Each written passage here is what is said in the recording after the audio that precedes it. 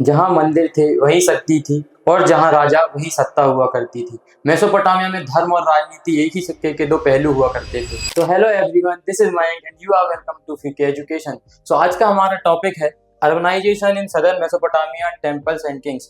तो इस टॉपिक में हम पढ़ेंगे कि कैसे सदर्न मेसोपोटामिया में, जो मेसोपोटामिया वाला रीजन हुआ करता था, कैसे वहां पे शहरों का विकास हुआ, कैसे वहां पे शहरीकरण हुआ, कैसे वहां पे शहर बने। तो जैसा कि हमने पिछले टॉपिक्स में देखा कि कैसे धीरे धीरे वहां पे सबसे पहले एग्रीकल्चर एडवांसेस आए, वहां पे एग्रीकल्चर लोगों ने परफॉर्म किया। यूफ्रेट्स और टिग्रिस जो रिवर है हमारी, जो दो इंपॉर्टेंट है मेसोपोटामिया की, उन दोनों रिवर ने वहां के रीजन को फर्टाइल बना दिया था, जो सदर्न रीजन हुआ करता था। और धीरे धीरे उसी क्षेत्र में राइटिंग का डेवलपमेंट हुआ, शहरों का विकास होने लगा, और ऐसे कर करके धीरे धीरे वहां पे शहर बने।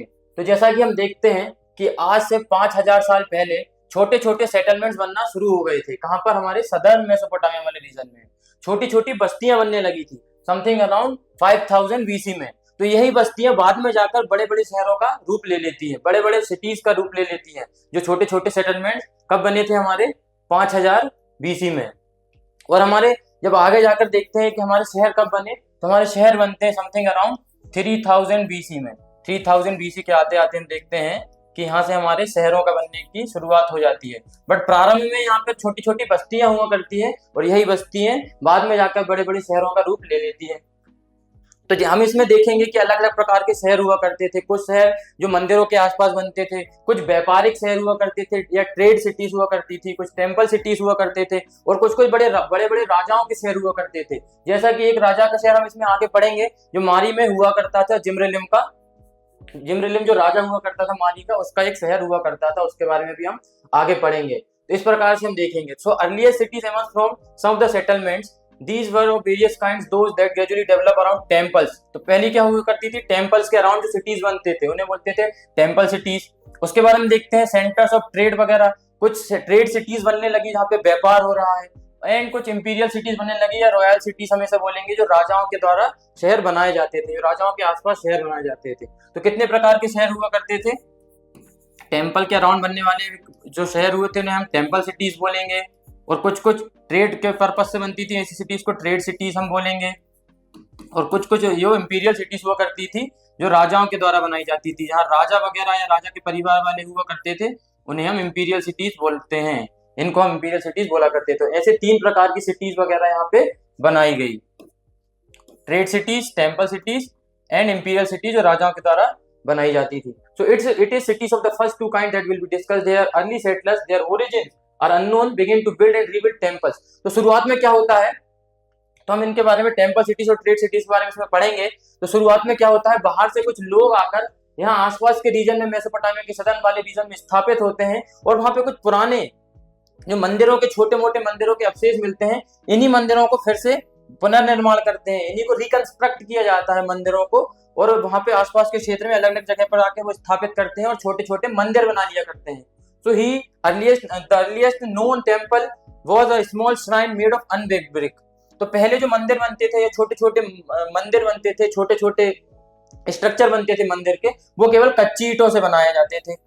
उनका कोई सही ढंग से रूप नहीं हुआ करता था, कि पक्की ईंट वगैरह इस समय यूज नहीं हुआ करते थे। कुछ लोग बाहर से आए, उन्होंने आकर कुछ पुराने अवशेष मंदिरों के देखे, उन मंदिरों को फिर से सुधारा, फिर से उनको बनाया, और उन्हीं के साथ साथ उसमें कच्ची ईंटों का उपयोग किया करते थे। Temples were the residence of various gods, और उन्हीं मंदिरों में अलग अलग प्रकार के भगवान हुआ करते थे। जैसे कि हम देखेंगे, मून गॉड, चंद्र देवता हुआ करते थे उर्के। इन्नाना हुआ करती थी। कौन? Inanna, the goddess of love and war. जैसा कि हम उस समय देखते हैं कि उस समय भी कहीं ना कहीं युद्ध हुआ करते थे। अब इन्हीं युद्ध से संरक्षण प्राप्त करने के लिए, इन्हीं युद्ध में विजय प्राप्त करने के लिए, शांति बनाए रखने के लिए, कहीं ना कहीं उस समय के लोग इन्हीं देवी देवताओं की पूजा किया करते थे, मून गॉड की। और इनाना जो है goddess of love and war है, इनकी भी पूजा किया करते थे। उन्हीं मंदिरों में इन्हीं मूर्तियों की स्थापना किया करते थे। तो कितनी सिटीज पढ़ी हमने? Temple cities, trade cities and imperial cities. तो कैसे बाहर से लोग आते हैं, बाहर से आने के बाद पुराने मंदिरों के नए अवशेष मिलते हैं, उन्हीं मंदिरों के अवशेष को पुनर्निर्माण करके नए मंदिरों की स्थापना करते हैं। उन पहले जो मंदिर बनते थे उनमें कच्ची ईंटों का प्रयोग किया जाता था, और उन्हीं मंदिरों में कौन से भगवान की स्थापना की जाती थी या पूजा की जाती थी? मून गॉड की और इनाना की, जो क्या है? Goddess of love and war है। तो इसी के साथ हम आगे देखते हैं constructed in brick temples become larger, और समय के साथ साथ धीरे धीरे समय के साथ साथ परिवर्तन होते हुए इनमें पक्की ईंटों का प्रयोग भी किया जाने लगा। टेम्पल्स बड़े होने लगे विद सेवरल रूम्स, और उनके आसपास मंदिरों के आसपास क्या होता है, ऐसे मंदिरों के आसपास धीरे धीरे और भी आसपास ये रूम बनने लगे, ऐसे छोटे छोटे रूम मंदिरों के आसपास बनने लगे। ऐसे करते करते मंदिरों ने अपना रूप विशाल कर लिया, मंदिर बड़े बड़े बनने लगे और उन्हीं के आसपास आंगन वगैरह भी बनाए जाने लगे।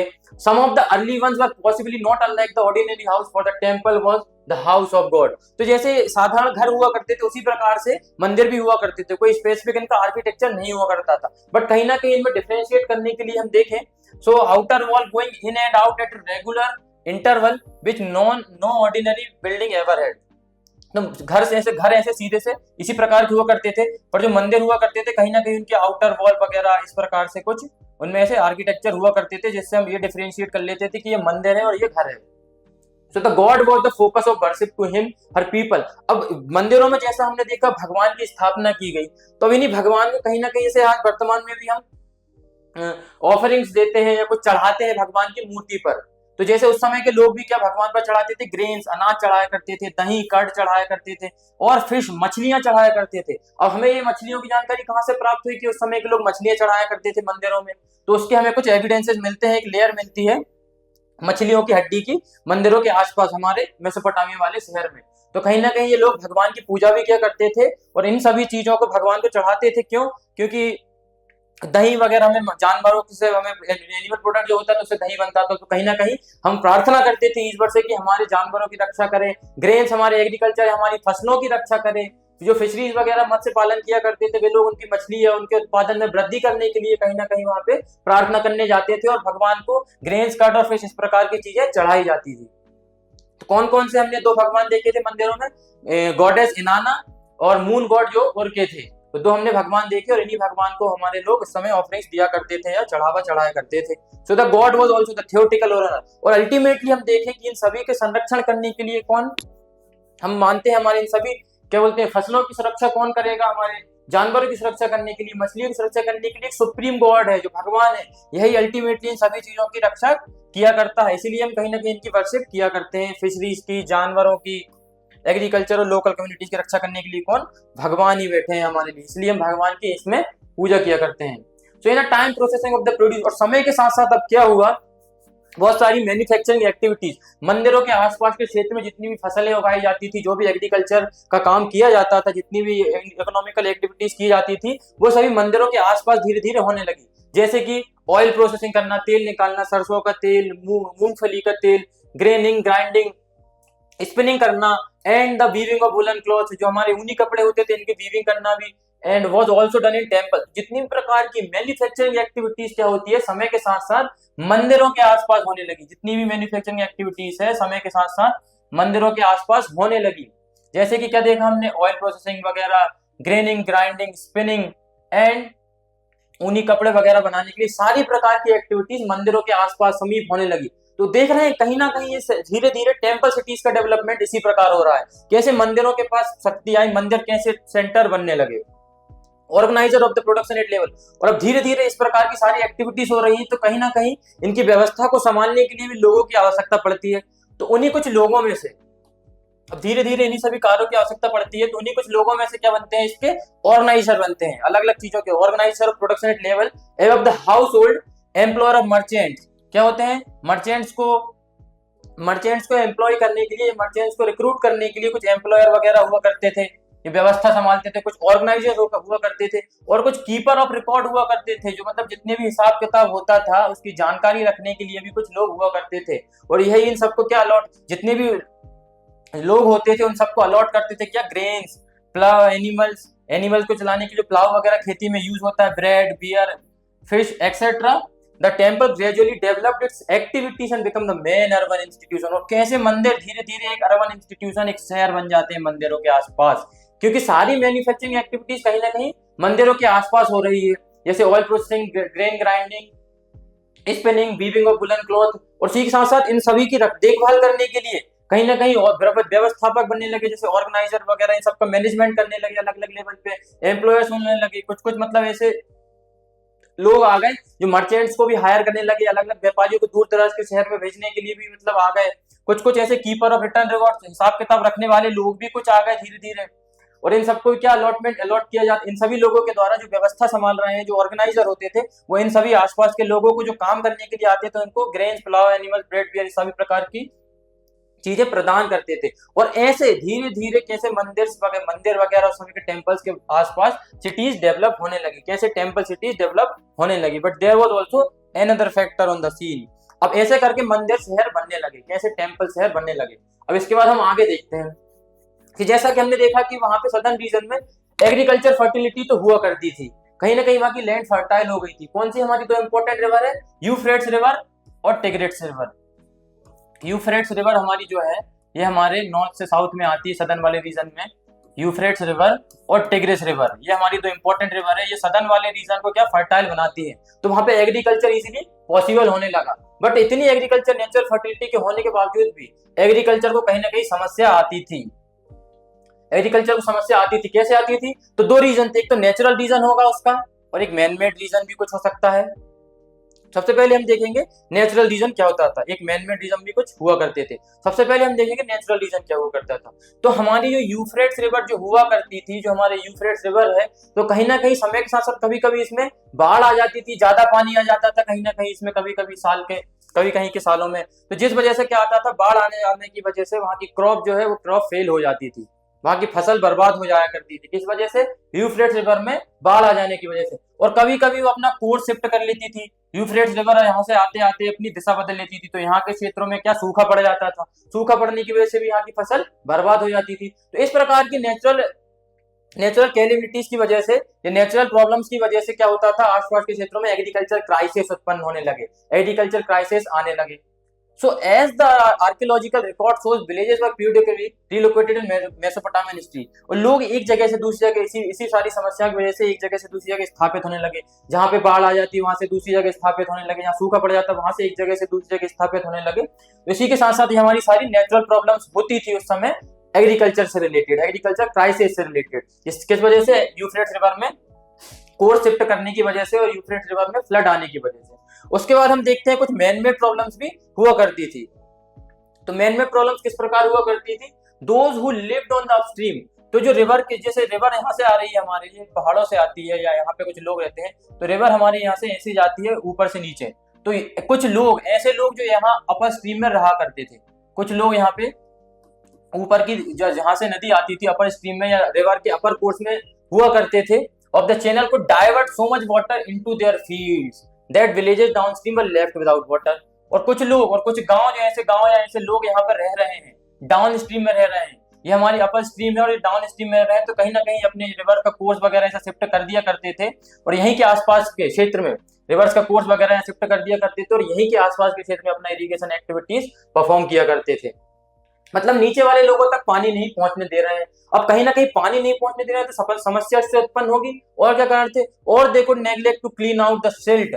और वहां पे जो सिल्ट जम जाती थी, कहीं ना कहीं यहाँ से पानी जा रहा है तो सिल्ट वगैरह जम जाती थी, तो इस वजह से भी कहीं ना कहीं वो पानी का जो बहाव है, जो पानी की जो धारा है, वो रोक दी जाती थी। अब ये जब तक साफ नहीं होगा नीचे पानी आना असंभव है, नीचे पानी नहीं आ जाता था इसकी वजह से। तो इस वजह से यहाँ के लोगों को पानी नहीं मिलता था। तो यहाँ के लोगों को अगर पानी नहीं मिलेगा तो यहाँ के लोग निराश होंगे और यहाँ के लोग खुश होंगे क्योंकि यहाँ पे पानी मिल रहा है और ये लोग ही उनको पानी नहीं पहुंचाने के लिए जिम्मेदार भी हैं। क्योंकि ये क्या करते थे, वहां से सिल्ट नहीं हटाते थे, यहाँ सिल्ट जम जाता था तो सिल्ट नहीं हटाते थे, जिस वजह से चैनल वगैरह, जो नदी का चैनल है, जो रिवर का चैनल है, वो ब्लॉक हो जाता था। इसकी वजह से आगे पानी फर्दर यहाँ तक नहीं पहुंच पाता था और नीचे के लोगों को पानी प्राप्त नहीं होता था, जिस वजह से वहां पे एग्रीकल्चर क्राइसिस उत्पन्न होने लगते थे। तो इस प्रकार की एक्टिविटीज कुछ अपर स्ट्रीम के लोग किया करते थे। तो अब so the early Mesopotamian country side so repeated conflicting over land and water. अब इसी वजह से क्या हुआ, वहां धीरे धीरे कन्फ्लिक्ट उत्पन्न होने लगे, अपर स्ट्रीम में रहने वाले लोगों के बीच में और डाउन स्ट्रीम में रहने वाले लोगों के बीच में क्या होने लगे, कन्फ्लिक्ट होने लगे। क्योंकि इन लोगों को ये पानी अवेल ही नहीं करा रहे हैं, कहीं ना कहीं सारा पानी यहीं रोक लेते हैं। कई बार कोर्स का शिफ्ट, रिवर का कोर्स यहाँ डाइवर्ट कर देते थे, कभी कभी वहां सिल्ट जम जाता था, उसको भी नहीं हटाते थे, जिस वजह से यहाँ के लोगों को पानी की पूर्ति नहीं हो पाती थी। तो इस वजह से समय के साथ साथ क्या होता है, धीरे धीरे वहां के लोगों में कन्फ्लिक्ट होना शुरू हो जाता है। ये हमारे मंदिर देखते हैं, ये मंदिर कुछ इस प्रकार हुआ करते थे, यहाँ अल्टर्स वगैरह, यज्ञ वेदियां हुआ करती थी, यहाँ ओवन, यहाँ से मंदिरों के एंट्रेंस वगैरह हुआ करते थे। इस प्रकार की मंदिर का उस समय चलते थे। और ये देखिए मंदिर, मंदिर के आसपास कैसे कोर्ट यार्ड है, आसपास रूम्स वगैरह बनने लगे और कैसे धीरे धीरे समय के साथ साथ मंदिरों ने बड़ा रूप ले लिया। ये हमारे मंदिर का डायग्राम है। तो हमने जैसे देखा कि वहां पे धीरे धीरे एग्रीकल्चर क्राइसिस की वजह से अपर स्ट्रीम के लोगों में और लोअर स्ट्रीम के लोगों में युद्ध होने लगे, कहीं ना कहीं कंफ्लिक्ट होने लगे, लड़ाइयां होने लगी। So when there was continuous warfare, अब यहाँ पे कंटिन्यूअस लड़ाइयां चल रही है पानी को लेकर, जमीन को लेकर। So those chiefs who had been successful in war could oblige their followers by distributing the loot. तो क्या होता है, अब इन दोनों के बीच में समस्या चल रही है, तो कहीं ना कहीं कुछ लोग यहाँ पे अपर स्ट्रीम के लोगों के बीच में और लोअर स्ट्रीम के लोगों के बीच में कहीं ना कहीं समस्या चल रही है, यहाँ पे पानी को लेकर और जल को लेकर चल रही है। तो कहीं ना कहीं इन दोनों के बीच में कोई एक व्यक्ति आएगा, कोई लीडर बन के आएगा, कोई नेता आएगा जो इन दोनों के बीच में सुलह करवाएगा। इन दोनों के बीच में क्या करवाएगा, सुलह करवाएगा, ये लड़ाई को शांत करवाएगा। तो जो भी लीडर इसमें जीत जाता था, इन दोनों की समस्या हल कर देता था, या यहाँ के जिस भी क्षेत्र में ऐसा अपना डोमिनेंस स्थापित कर लेता था, यहाँ पे पावरफुल होता था, वो क्या करता था, तो जो लोग हार गए, जहाँ के क्षेत्र को उसने जीत लिया है, उस क्षेत्र पे जितने भी उसको मतलब लोग हारे हैं, उनको अपना क्या बना लिया, कहीं ना कहीं स्लेव बना लिया करता था या अपना गार्ड बना लिया करता था। और जो भी वस्तुएं, जो भी माल उसने वहां से लूटा है, जितनी भी प्रकार की वस्तुएं उसने वहां से लूट की है, वो अपने फॉलोअर्स में, अपने आसपास के लोगों में बांट दिया करता था। कौन बांट दिया करता था, जो भी एक चीफ है या वहां का कोई है लीडर, लीडर बन के आता था, ये लोगों को ग्रुप बनाकर इन दोनों के बीच की समस्याओं को हल कर देता था। दोनों के बीच में जो भी, इन दोनों में, इस पार्टी में से कोई भी एक लीडर बन जाएगा, और जो भी लीडर है उस लड़ाई में जीत जाएगा, उसके पास पावर आ जाएगी। और उसके पास पावर आ जाएगी तो जितना भी वो लूट का माल रहेगा, वो अपने किस में बांट देगा, फॉलोअर्स में बांट देगा, अपने अनुयायियों में बांट देगा। और जितने भी वहां पे वॉर में जितने भी लोग हारे हैं, उनको प्रिजनर बना लेगा, कहीं ना कहीं कैदी बना के अपने घर ले जाएगा, अपने सर्वेंट्स बनाएगा, अपने बॉडीगार्ड्स वगैरह बनाएगा और अपने घर में। और धीरे धीरे इसी के साथ साथ लीडर कैसे पावरफुल होते जाएंगे, हम ये देखेंगे। और वही लीडर बाद में जाके कैसे राजा बनते हैं। तो कहीं ना कहीं यही से राजा बनने की शुरुआत भी होने लगती है। कैसे उसने आसपास के लोगों में कन्फ्लिक्ट हो रहा है और कैसे कन्फ्लिक्ट में अपने आप खुद पार्टिसिपेट करके उस कन्फ्लिक्ट में जीत जाता है, और कैसे आसपास के रिसोर्सेज पर उसका कंट्रोल आने लगता है, वो एक लीडर बन जाता है। और लीडर बन जाता है तो आसपास में जो जितना भी उसने माल लूटा है, जितनी भी वस्तुएं वहां से लूट में आई हैं, वो अपने फॉलोअर्स में बांट देता है। तो कहीं ना कहीं लोग उसे पसंद करने लगते हैं, तो वो और पावरफुल होने लगता है। और जो प्रिजनर्स होते हैं उन्हें कहीं ना कहीं अपना स्लेव बना लेता है, या नौकर बना लेता है, सर्वेंट या गार्ड बना लेता है अपने घर में। So they could increase their influence and clout. और धीरे धीरे क्या होने लगता है, लीडर का इन्फ्लुएंस बढ़ने लगता है, लीडर की पावर बढ़ने लगती है। Such war leaders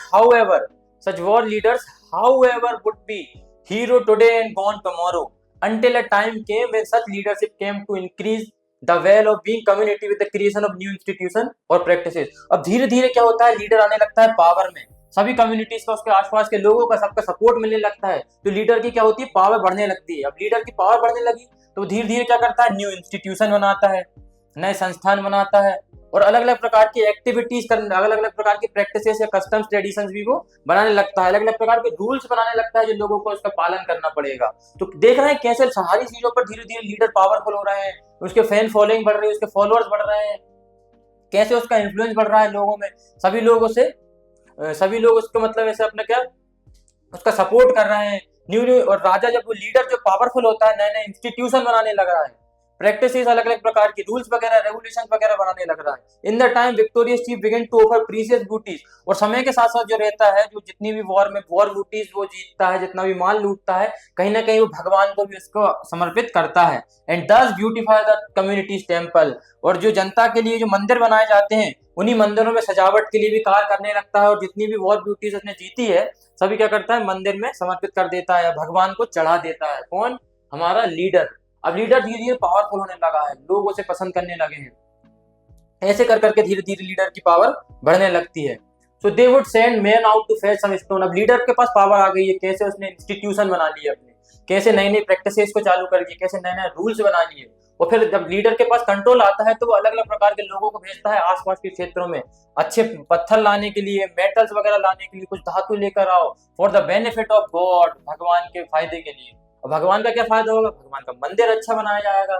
and the community and organise the distribution of temple.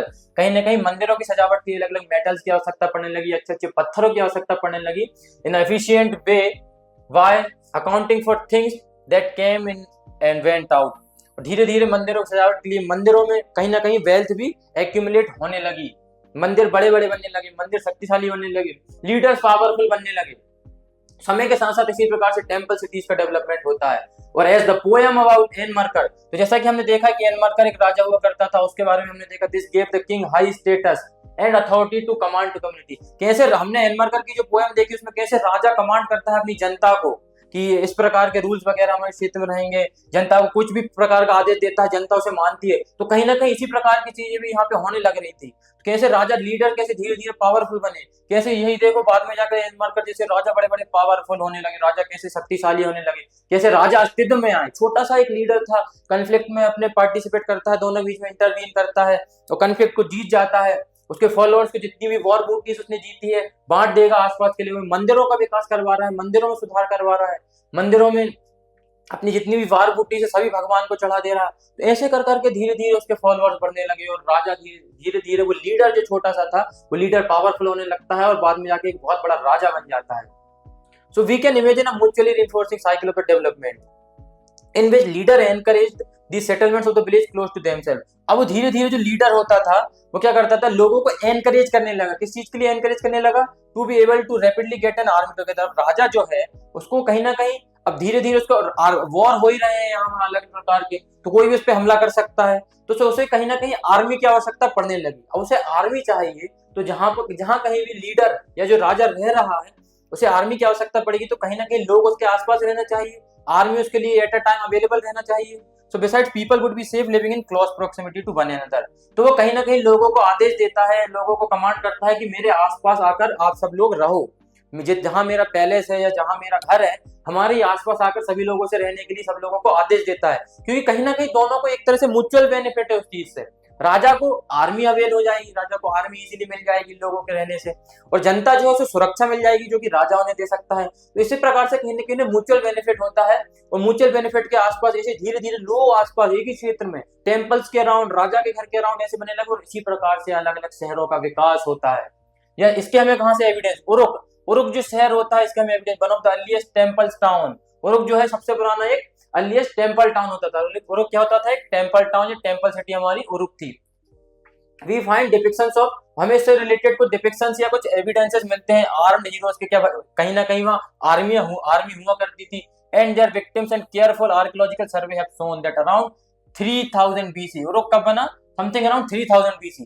कैसे वो धीरे धीरे छोटी बस्तियां, देखो आज शहर बनती है, कब तक आते आते 3000 बीसी आते आते 5000 बीसी में कहीं हमारे छोटे छोटे ऐसे सेटलमेंट्स हुआ करते थे। कब? हमारे 5000 बीसी में छोटे से सेटलमेंट हुआ करते थे, और छोटे सेटलमेंट आज बड़े शहर बनने लगे हैं, उरुक जैसे शहर बनने लगे हैं। कैसे? क्योंकि हमने देखा कैसे धीरे धीरे मंदिरों का विकास हुआ, लोग आते हैं मंदिर बनाएंगे, धीरे धीरे फिर एग्रीकल्चर क्राइसिस आएंगे, राजा लीडरशिप का रोल प्ले होगा, लीडरशिप कैसे बड़ा होकर राजा बनेगा, राजा बोलता है लोगों से कि मेरे आसपास आकर रहो। आर्मी कैसे? आर्मी डेवलप करता है, आर्मी बिल्ड करता है, लोगों को भी उससे म्यूचुअल बेनिफिट होता है, लोगों को भी उससे सुरक्षा मिलती है, और ऐसे करके आसपास के रीजन में, सदर्न वाले रीजन में एक शहर का विकास होता है समथिंग अराउंड 3000 बीसी में, जो क्या है शहर का नाम उरुक शहर है। When Uruk grew to the enormous extent, और उरुक कितनी क्षेत्र में फैला हुआ करता था? 250 हेक्टेयर में। कितने हेक्टेयर में? 250 हेक्टेयर में उरुक जो शहर था फैला हुआ करता था, जो कि मोहनजोदड़ो जो है, मोहनजोदड़ो समथिंग अराउंड 125 हेक्टेयर में हुआ करता था। मोहनजोदड़ो 125 हेक्टेयर में हुआ करता था, उससे भी डबल हुआ करता था। और मोहनजोदड़ो तो कहीं ना कहीं शताब्दियों बाद इसकी स्थापना होती है। ये इससे भी पुराना, मोहनजोदड़ो से भी पुराना शहर क्या हुआ करता था? हमारा उरुक, जो कि समथिंग 250 हेक्टेयर्स में इतनी बड़ी भूमि पर फैला हुआ करता था। In later centuries dozens of small villages were deserted. कैसे हमने देखा कि मोहनजोदड़ो से भी बड़ा शहर उरुक की स्थापना होती है, कैसे राजा, इसके हमें क्या मिलते हैं? एविडेंस मिलते हैं कि वहाँ आर्मी भी हुआ करती थी कहीं ना कहीं, वहीं पे आर्कियोलॉजिकल सर्वे हुआ करता था, जिससे पता लगता है कि 3000 बीसी में या 3000 बीसी में उरुक शहर की स्थापना होती है, जो हमारे मोहनजोदड़ो हड़प्पा सभ्यता का जो शहर है इससे भी दोगुना हुआ करता था। So there had been a major population shift significantly. Uruk also came to have defensive walls at very. तो कहीं ना कहीं वह पॉपुलेशन भी बढ़ने लगी, पॉपुलेशन या जनता में परिवर्तन आने लगा, जनसंख्या परिवर्तित होने लगी। तो कहीं ना कहीं जनसंख्या बनने लगी, तो उन्होंने अपने आसपास ऐसे फोर्ट वगैरह ऐसे किलेबंदी करवाने लगे उरुक शहर के आसपास। इस प्रकार से हमारा शहर बना, उरुक शहर बना, या हमारी टेम्पल सिटी का विकास हुआ। डेवलपमेंट ऑफ टेम्पल सिटीज किस प्रकार से बनी? The site was continuous occupied from 4200 BC 4200 BC से 400 BC तक ये साइट हमारी रही। And by about 2800 BT it is expanded to 400 hectare. और धीरे धीरे कैसा होता है हमारा उरुक शहर, वो 250 हेक्टेयर जो था उससे भी आसपास और ज्यादा क्षेत्र में धीरे धीरे फैलने लगता है। और धीरे धीरे क्या होता है वहां पे उसका विस्तार होने लगता है, किसका, उरुक शहर का। With rulers commanding people to fetch. और रूलर्स क्या होते हैं, अलग अलग लोगों से बोलते थे कि दूर दराज के क्षेत्रों तक जाओ, हमारे लिए मेटल्स लेकर आओ, वुड्स लेकर आओ, मेक ब्रिक्स और ले ब्रिक्स फॉर द टेम्पल्स। और मंदिरों के निर्माण के लिए हमारे लिए अलग अलग ईंटें बनाओ, पक्की ईंटें बनाओ, मंदिरों के विकास के लिए पक्की ईंटें बनाओ, बड़ी बड़ी इमारतें बनाने के लिए हमको अलग अलग मेटल्स की आवश्यकता पड़ने लगी, स्टोन्स की आवश्यकता पड़ने लगी। तो रूलर कमांड करते हैं लोगों को कि आसपास के क्षेत्रों से जहां आपको इस प्रकार के पत्थर मिले, मेटल मिले, उनको लेकर आओ और हमारे मंदिरों को डेवलप करो। और else to go to distance country to fetch suitable materials, there was also technical advances. अब इस प्रकार के मंदिर बन रहे हैं, बन रहे हैं, तो धीरे धीरे अब क्या शुरुआत होती है हमारी टेक्नोलॉजिकल एडवांसेस, टेक्नोलॉजिकल डेवलपमेंट होने लगता है। कैसे हमारा शहर बना, उरुक शहर कैसे बना, कैसे हमारे मंदिर बने, कैसे लीडर पावर में आए। अब लीडर पावर में आते हैं तो अलग अलग प्रकार के ऐसे मटेरियल्स को लेने के लिए लीडर आसपास के क्षेत्रों में अपने लोगों को भेजता है और बोलता है ये सारे ऑब्जेक्ट लेकर आओ और हमारे शहर का डेवलपमेंट करो, देश हमारे शहर का विकास करो। तो है ना, हमारे कब बनते हैं उरुक, हमारा शहर कब बनता है 3000 BC में। अब इसी समय पे क्या होता है उरुक के क्षेत्र में 3000 BC के बाद से टेक्नोलॉजिकल एडवांसमेंट आने लगते हैं। क्या आने लगते हैं, टेक्नोलॉजिकल एडवांसेस या टेक्नोलॉजिकल डेवलपमेंट शुरू होता है। तो किस प्रकार की टेक्नोलॉजी उसमें प्रचलित थी, चलिए देखते हैं। सबसे पहले bronze tool came into use for the various craft. क्या होता था, हमारा ब्रोंज टूल का उपयोग होने लगा धीरे धीरे। सबसे पहले क्या होने लगा, हमारा ब्रोंज टूल का उपयोग होने लगा उस समय। तो ये हमारे इस प्रकार के architects learn to construct brick columns. और ये देखिए सेकंड क्या होता है हमारा, और किस प्रकार के टेक्नोलॉजिकल एडवांसमेंट आ गए, ब्रिक से बने कॉलम, ऐसे स्तंभ बनने लगे, ईंटों से बने ऐसे स्तंभ, ये हमारे ईंटों से बने ऐसे स्तंभ बनने लगे उस समय।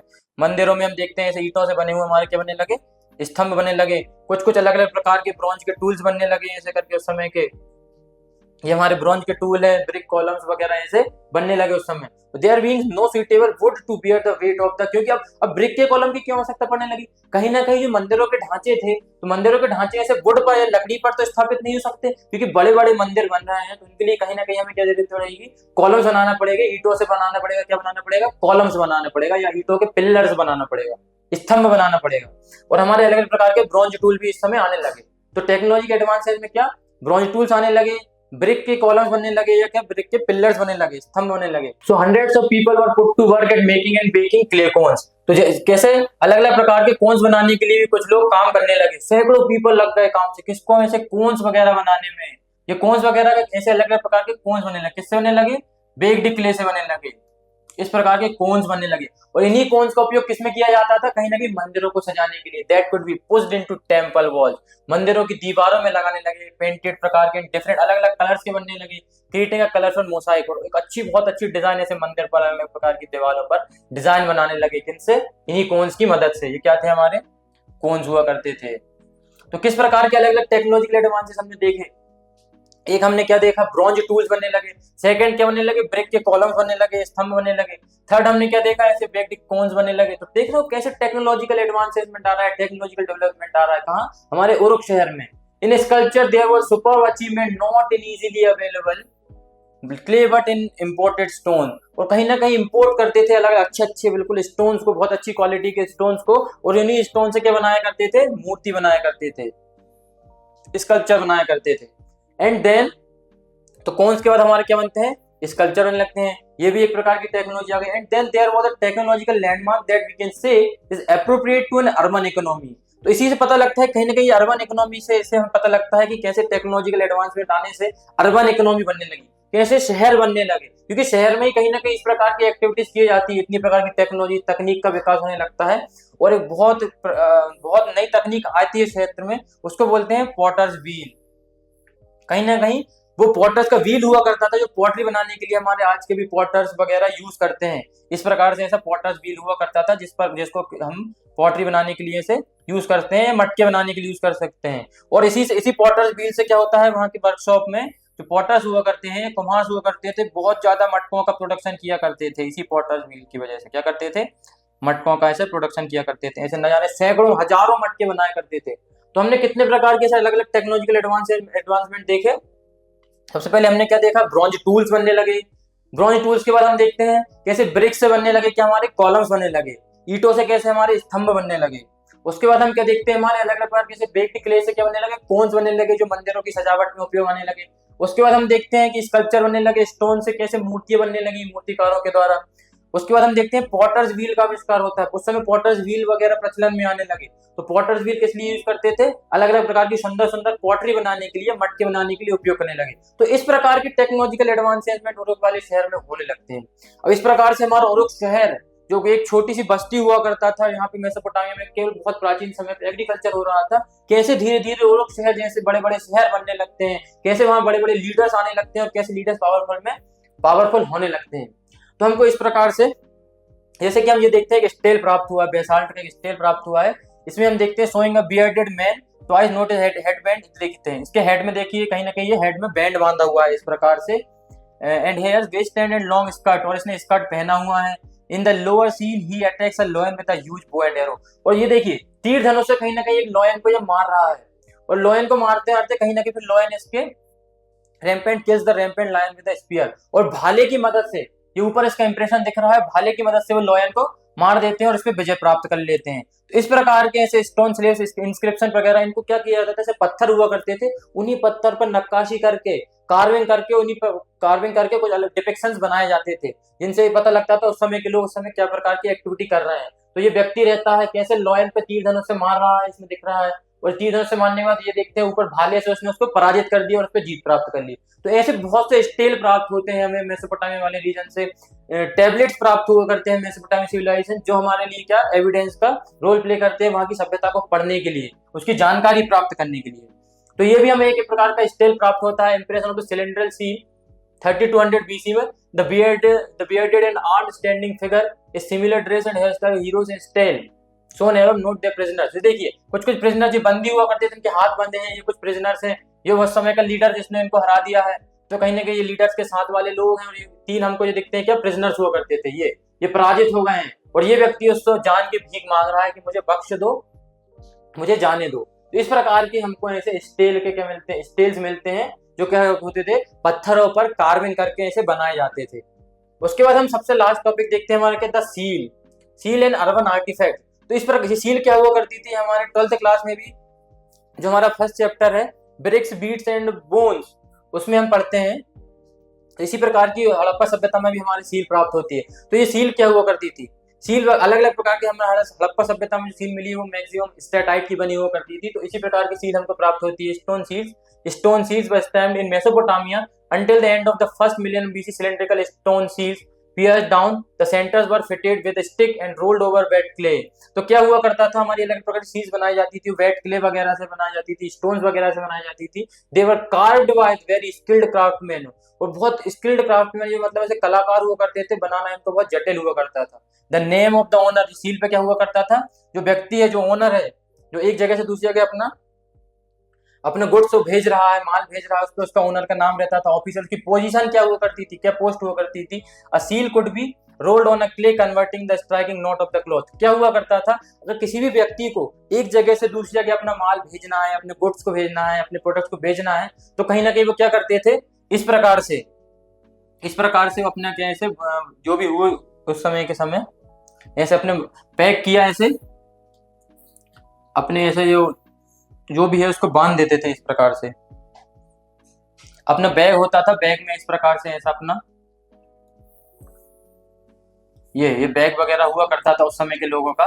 तो उस समय बैग में जो भी उनको ऐसे अपने ऑब्जेक्ट वगैरह एक जगह से दूसरी जगह भेजना है, तो उसको अपने बैग के अंदर रख दिया करते थे, और इस पर वेट क्ले लगा दी जाती थी कहीं ना कहीं, और उस क्ले के ऊपर क्या लगा देते थे, उस समय की सील वगैरह के इंप्रेशन लगा दिए जाते थे। और एक जगह से दूसरी जगह जब ये बैग जाता था, ट्रेड इसका होता था, तो कहीं ना कहीं वो लोग देखते थे कि उस पर ओनर की क्या है, सील लगी हुई है, ओनर का स्टाम्प लगा है, ओनर की पोजीशन लिखी है, ओनर का टाइटल लिखा है। और अगर ये सील एक जगह से दूसरी जगह जा रही है और अगर सही सलामत पहुंच गई, इसका मतलब इसके अंदर जो भी ऑब्जेक्ट है, जो भी वस्तु है, वह सही सलामत है, इसका किसी ने उपयोग नहीं किया गया है। और अगर ये सील ब्रोकन प्राप्त होती है, सेंडर से भेजने के बाद रिसीवर के पास अगर सील ब्रोकन पहले से प्राप्त होती है, तो कहीं ना कहीं माल में ये वस्तु जो भी इसके अंदर इसमें छेड़छाड़ की गई है। तो इसकी सेफ्टी के लिए क्या यूज करते थे उस समय के लोग, सील यूज करते थे। तो इस प्रकार से हम देखते हैं कैसे हमारा शहरों का विकास हुआ, कैसे सदर्न मेसोपोटामिया में अर्बनाइजेशन की शुरुआत होती है, कैसे शहर बनते हैं, शहर कितने प्रकार के होते हैं, टेम्पल सिटीज देखा हमने, ट्रेड सिटीज देखा हमने, इंपीरियल सिटीज देखा जहाँ राजा रजवाड़ों के हुआ करते थे, और फिर कैसे धीरे धीरे हमने टेम्पल सिटी उरुक जो है हमारा एक टेम्पल सिटी है उसका कैसे विकास होता है, कैसे एग्रीकल्चर क्राइसिस आते हैं, उसमें एक लीडर इंटरवीन करता है, वो लीडर पावरफुल कैसे बन जाता है और धीरे धीरे वो लीडर उरुक जैसे शहर का विकास होता है, जहाँ पे कितने अलग अलग प्रकार के टेक्नोलॉजिकल एडवांसमेंट होते हैं। मंदिरों को बनाने के लिए अलग अलग प्रकार के स्तंभ बनाए जाने लगे पत्थरों के, ब्रोंज टूल्स का उपयोग होने लगा, कोन्स वगैरह सजावट के लिए मंदिरों का उपयोग करने लगे उस समय के राजा। कैसे पॉटर्स व्हील का आविष्कार होता है, पॉटर्स व्हील का उपयोग करने लगे लोग अलग अलग मटकों को बनाने के लिए, और ऐसे करके हमारा टेम्पल सिटीज या अर्बनाइजेशन साउदर्न मेसोपोटामिया में शहरीकरण की शुरुआत होती है। ऐसे हमारे शहर बनते हैं। So with this we have completed our session. So राजा और मंदिरों की ताकत ने मेसोपोटामिया को सिर्फ एक शहर नहीं बल्कि एक व्यवस्था दी जिसमें हर एक ईंट सत्ता की कहानी कहता है। तो इसी के साथ हमारा सेशन होता है आज का complete. So thank you very much and don't forget to like share and subscribe our channel. Thank you.